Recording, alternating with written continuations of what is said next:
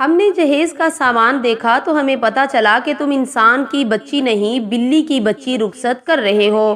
یہ دیکھ کر تیری اوقات معلوم ہوئی کہ تم اصل میں بے غیرت اور کنجر انسان ہو اور بنے چوہدری پھرتے ہو۔ تجھے تو بوڑھا ہو کر بھی پتا نہیں چلا کہ جہیز کیا چیز ہوتی ہے اور لڑکیوں کو کس انداز سے رخصت کیا جاتا ہے۔ میں چوہدری تھا، سمجھا چوہدری سے رشتہ کروں گا تو میری پگ کو مزید عزت ملے گی، لیکن اب مجھے پتا چلا ہے کہ تمہارے ساتھ رشتہ کرنے کے بعد تو میں کسی کو منہ دکھانے کے قابل بھی نہ رہوں گا۔ کان کھول کر سن لو، اگرچہ نکاح ہو چکا ہے لیکن میں تیری بیٹیوں کو لے کر ہرگز نہ جاؤں گا۔ میں اپنے بچوں کا کہیں اور رشتہ کر لوں گا۔ اتنے سستے معمولی بیٹے نہیں ہیں میرے۔ اگر میں تمہاری باتوں میں آ کر ان کو لے بھی گیا، جب لوگ جہیز دیکھنے آئیں گے اور وری کی نمائش کا مطالبہ کریں گے تو بتا میں ان کو کیا جواب دوں گا اور کیا منہ دکھاؤں گا کہ چوہدری کا کس کمی کمین سے واسطہ پڑا ہے۔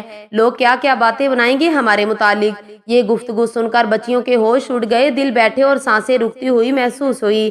ایسے محسوس ہوا کہ یکدم ہوا ختم ہو گئی ہے اور ابھی وہ گھٹ کر مر جائیں گی۔ چھوٹی بیٹی عابدہ کے منہ سے حیرانی کے عالم میں صرف اتنا نکلا، باجی کلثوم یہ کیا ہے؟ پھر ان کی قوت سماعت سے آواز ٹکرائی۔ ان کا چوہدری باپ دوبارہ گڑ گڑا رہا تھا اور کہہ رہا تھا، چوہدری میں تمہارے پاؤں پڑتا ہوں اور ایک بار پھر اپنی پگ تمہارے قدموں میں رکھتا ہوں۔ میں صرف تم سے اپنی بچیوں کی خوشیوں کی بھیک مانگتا ہوں۔ ان کو چھوڑ کر نہ جاؤ بلکہ اپنے ساتھ ہی دلہن بنا کر لے جاؤ۔ دیکھ چودھری، ان بیچاریوں نے آج تک کوئی خوشی نہیں دیکھی، محرومیاں ہی دیکھی ہیں، اس لیے کہ بچپن ہی میں ان کی ماں ان کو چھوڑ کر دوسرے جہاں چلی گئی تھی۔ میں نے ماں اور باپ بن کر ان کو پالا ہے کہ جب ان کے گھر بس جائیں گے تو میں بھی سکون سے ان کی ماں کے پاس چلا جاؤں گا، مجھے کوئی پریشانی نہ ہوگی۔ بس میری اتنی درخواست مان لے کہ میری ان لاڈ پیار اور شفقت کی بھوکی بچیوں کو چھوڑ کر نہ جانا۔ رہی جہیز کی بات تو میں اپنی تھوڑی سی زمین بیچ کر مزید بنا دوں گا، کیونکہ مجھے دنیا کی ہر چیز سے یہ کلیاں زیادہ عزیز ہیں۔ ان کی مسکراہٹوں کے لیے مجھے اپنا آپ بھی بیچنا یا فنا کرنا پڑے تو پیچھے نہ ہٹوں گا۔ اس گفتگو سے چاہیے تھا کہ چودھری یوسف کا دل نرم ہو جاتا، وہ اپنے فیصلے میں تبدیلی کر لیتا، بچیوں کے سروں پر باپ کی حیثیت سے ہاتھ رکھتا، لیکن وہاں کیا تھا؟ چودھری ایک اعلان کر رہا تھا براتیوں اور اپنے دلہا بیٹوں کو مخاطب کر کے کہہ رہا تھا کہ اپنا سامان اٹھاؤ اور فوراً گاؤں واپس چلو، جبکہ بچیوں کا باپ ہاتھ باندھے روتا جا رہا تھا۔ اپنے شفیق باپ کی یہ بے عزتی، توہین، تحقیر اور تذلیل دیکھ کر دونوں دلہنوں کے دل چھلنی ہو گئے۔ دل دماغ میں آندیاں اور طوفان امڈ آئے، آنکھوں کے سامنے اندھیرا چھانے لگا، ہاتھ پاؤں شدت جذبات سے شل ہو گئے، آنکھیں پتھرا گئی اور دماغ یوں محسوس ہو رہا تھا جیسے ابھی پھٹ پڑے گا۔ اچانک وزادار چودھری کی دلہن بنی سرخ جوڑا پہنے بیڑی بیٹی کلثوم اٹھی اور بجلی کسی تیز سی الماری سے خنجر نکال لائی اور چھوٹی بہن عابدہ کے پاس آ کر آنکھوں میں آنسو بھر کر کہنے لگی، اچھا گڑیا، اللہ حافظ، میں امی جان کے پاس جا رہی ہوں، وہی ملاقات ہوگی۔ اور پھر ہاتھ اوپر اٹھا، نیچے آیا اور خنجر سمیت سیدھا سینے کی پسلیاں کاٹتے ہوئے اندر گھس گیا۔ خون کا فوارہ ابلا، چیخیں بلند ہوئی۔ چند لمحات کی دلہن اپنے سرخ سرخ خون سے سرخ جوڑے کو مزید سرخ کرتی ہوئی زمین پر دھڑام سے آ رہی۔ عورتیں چیختی ہوئی باہر بھاگی، ایک ہی سانس میں باپ کو ساری بات بتا دی۔ چودھری ننگے پاؤں ننگے سر بھاگتے ہوئے زنان خانے میں پہنچا۔ کیا دیکھتا ہے کہ اس کے دل کا ٹکڑا کٹا پڑا ہے۔ ہائے بیٹی، یہ تو نے کیا کیا؟ کہتے ہوئے اس کا سر اپنی گود میں رکھا، دھاڑے مارتے ہوئے اپنی بیٹی کو چومنے لگا۔ اچانک کلثوم نے نحیف سی آواز نکالی، بابا جان، اور آنکھیں کھول دی اور آہستہ آہستہ اپنے ہونٹوں کو جنجش دینے کی کوشش کرنے لگی۔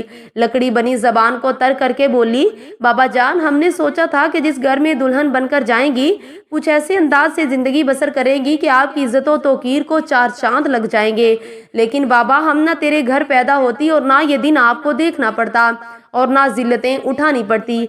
یہ سب کچھ ہماری وجہ سے ہوا کہ آپ کی پگڑی زمین پر جوتوں پر رکھی گئی اور اسے حقارت سے ٹھوکریں ماری گئی۔ اس کے مجرم ہم ہیں، اس کے قصوروار ہم ہی تو ہیں کہ جن کی وجہ سے بابا زمانے میں بنی ہوئی اپنی عزت اور شان و شوکت کی عظیم الشان عمارت کو بھی قائم نہ رکھ سکا، ریزہ ریزہ اور ٹکڑے ٹکڑے ہو گئی۔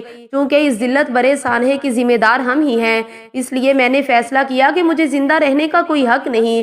میں آپ کے لیے مزید ذلت اور رسوائی کا باعث نہیں بننا چاہتی تھی، اس لیے میں نے اپنی پیاری امی جان کے پاس جانے کا فیصلہ کر لیا۔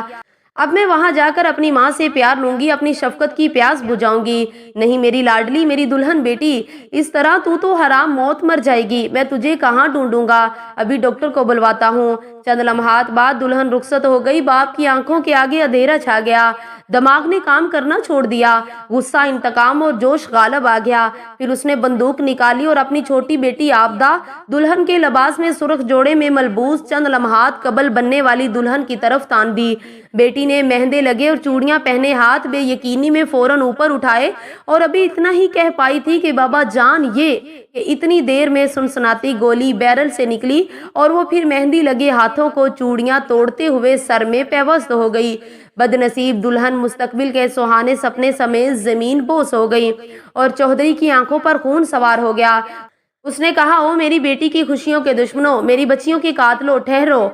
मैं अब तुझे वो कुछ देकर भेजता हूँ कि जिसका तुम लोगों ने भी कभी गुमान न किया होगा। फिर वो घर से बाहर निकला और सीधा शामियानों और जहां बारात ठहरी थी वहां पहुंचा। लड़कों का बाप चौधरी अपने बेटों समेत वहां गर्दन अकड़ाए खड़ा वापसी की तैयारियों की निगरानी कर रहा था। इतने में चौधरी असलम ने बंदूक उसकी कनपट्टी पर रखी और उसे वहीं ढेर कर दिया। फिर वो उसके लड़कों की तरफ ये कहते हुए बढ़ा कि तुम मेरे होने वाले दामाद थे, मैं तुम्हारा बाप था।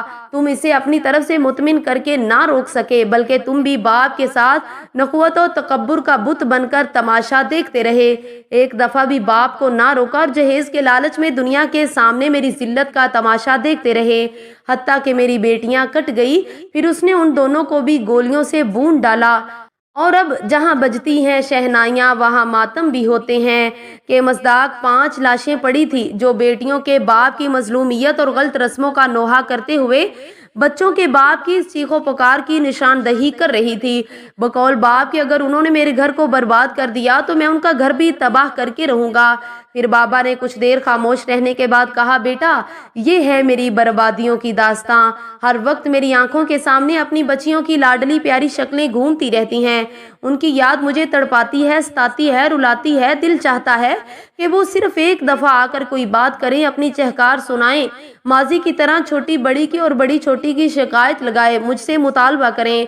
मुझसे नाराज हों मैं उनको मनाऊं, मैं नाराज हूं तो वो मेरे पांव दबाकर और हंसाकर गले में मासूमियत से बाजू डालकर मुस्कुराती शरारती आंखों से देखकर, जाने दे बाबा, अब बस भी करें, बहुत हो गई नाराजी, अब मान भी जाएं, नहीं तो हम आपसे रूठ जाएंगी कहकर मनाएं और मैं खुश हो जाऊं, मान चाहूं कि कहीं वाकया ही रूठ न जाएं। लेकिन अब तो रूठ गए हैं दिन बहार के लम्हात खुशियों के और मेरी बेटियां भी हमेशा के लिए रूठ चुकी हैं। तो ऐसे हालात में मैं न मर रहा हूँ न जी रहा हूँ, अपनी बच्चियों की याद में ना रोऊं तो और क्या करूँ।